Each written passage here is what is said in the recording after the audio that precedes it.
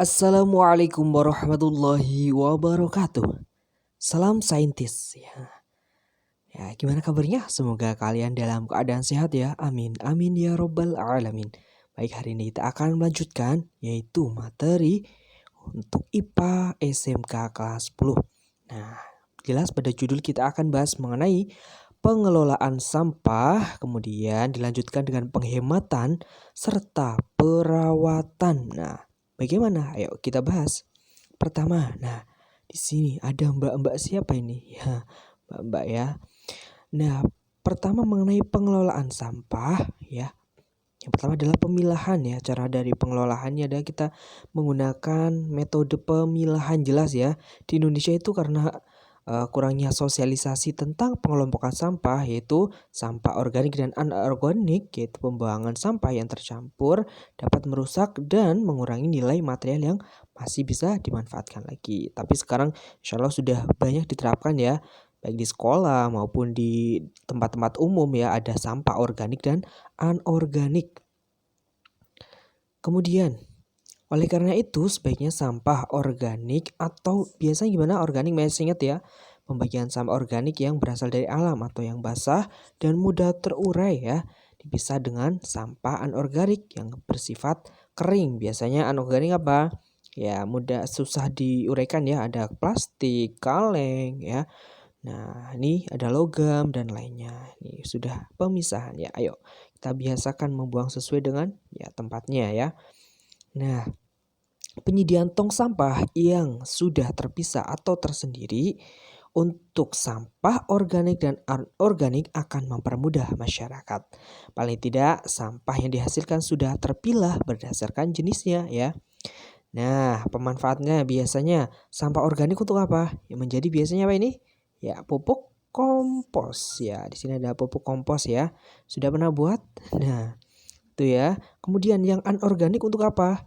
Seperti plastik itu, logam, ya biasanya didaur ulang dengan ya untuk benda-benda terguna. Ini salah satu contoh dari daur ulang, ini pemilahan sampah ya.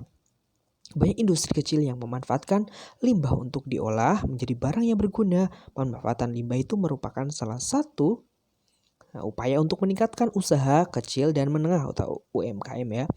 Pertama-tama harus diketahui sifat kimia, sifat fisika, apakah dia berbahaya atau tidak, kemudian mempertimbangkan pasar-pasarnya ya untuk dapat menentukan produk yang akan dibuat. Ini misalnya ini ya, dibuat keranjang, ada bunga, ini salah satu ibu-ibu yang memanfaatkan pengolahan sampah ya, sudah didaur ulang.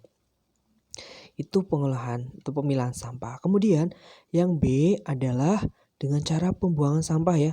Ya udah dibuang saja. Nah, yang paling umum apa? Membuang sampah ke tempat pembuangan akhir atau TPA. Tempat pembuangan air sampah harus memenuhi persyaratan. Apa saja? Syarat yang pertama, regional ya. Itu kriteria regional itu meliputi kondisi geologi, hidrogeologi ya, kemiringan tanah ya. Kemudian jarak dari lapangan terbang atau bandara. Tuh, jadi harus jelas. Kemudian kriteria pengisi meliputi iklim ya. Iklimnya gimana? Ya, iklim lingkungan, biologis, kondisi tanahnya, demografi, batas administrasi, kebisingan ya, baunya bagaimana, estetika keindahan ya, atau dan lainnya, dan ekonominya seperti apa. Dan terakhir, TPA ini harus ya, persyaratannya adalah memenuhi kriteria penetapan, yaitu merupakan persetujuan dari pihak berwenang dalam menetapkan lokasi. Misalnya, apa di situ dekat pemukiman atau dekat apa ya yang banyak orangnya, itu harus disesuaikan dengan tempat lokasinya. Nah, yang ketiga, pengolahan apa dengan cara apa? Ditimbun ya. Nih, pengelolaan sampah. Yang ketiga adalah dengan penimbunan. Metode penimbunan sampah udah umum ya, ada dua jenis. Penimbunannya dengan cara open dumping, itu penimbunan terbuka. Biasanya apa? Nah, ini di TPA kan sering ya sampai menumpuk, ini namanya open dumping. Nah, namun pada metode ini ya, terutama ini ya, penimbunan terbuka ini sampah itu hanya dikumpulkan, ditimbun begitu saja ya, dalam lubang yang dibuat pada suatu lahan umum ya, atau di tempat TPA, tempat pembuangan akhir. Nah, kira-kira efektif nggak ya? Nah, sekarang rata-rata gitu ya. Namun cara ini banyak menimbulkan masalah ya, sehingga cara yang kedua apa namanya sanitary landfill. Nah, pada metode ini sampah itu ditimbun caranya dalam lubang. Jadi lubangnya itu bawah banget apa ya, buat lubang yang dalam, kemudian dilapisi ini. Dilapisi apa? Ya, lembaran ya, lembaran plastik untuk mencegah perembes. Jadi nggak boleh ngerembes itu ya sampai ke tanah. Dipadatkan, kemudian ditutupi lagi. Nah, pokoknya sampai lapis-lapis kayak kamu tahu kue lapis ya. Itu kan lapis-lapisnya sampah. Terus dilapisi lagi dengan plastik itu yang berbahan yang kuat, kemudian ditimbun lagi sampahnya. Pokoknya berlapis-lapis. Hal ini akan mencegah tersebarnya gas metan ya yang berbahaya yang dapat mencemari udara ya dan berkembangbiaknya berbagai penyakit. Nah, kelemahannya gimana jelas ya. Sesuatu mesti ada kelebihan dan kekurangannya. Nah, metode ini, sanitary landfill ini banyak menghasilkan lahan. Selain itu, kan butuh lahan yang besar ya. Masih ada kemungkinan terjadi bocor misalnya. Nah, kan kayak metana tadi itu merembeskan bahaya. Itu juga kelemahan. Nah, ini adalah dari gambaran mengenai sanitary landfill ini ya. Jadi ini ada lapisan-lapisannya, ini sudah ditimbun. Nah, ini ada pendeteksinya ini ya. Misalnya metanya ini nanti bisa menghasilkan gas ya. Nah, nanti di situ untuk aliran listrik biasanya juga bisa ya. Nah, ini adalah gambaran mengenai sanitary landfill. Udah tahu ya. Kemudian ada namanya penghematan dan perawatan. Nah, tadi kan ada pendaur ulang ya.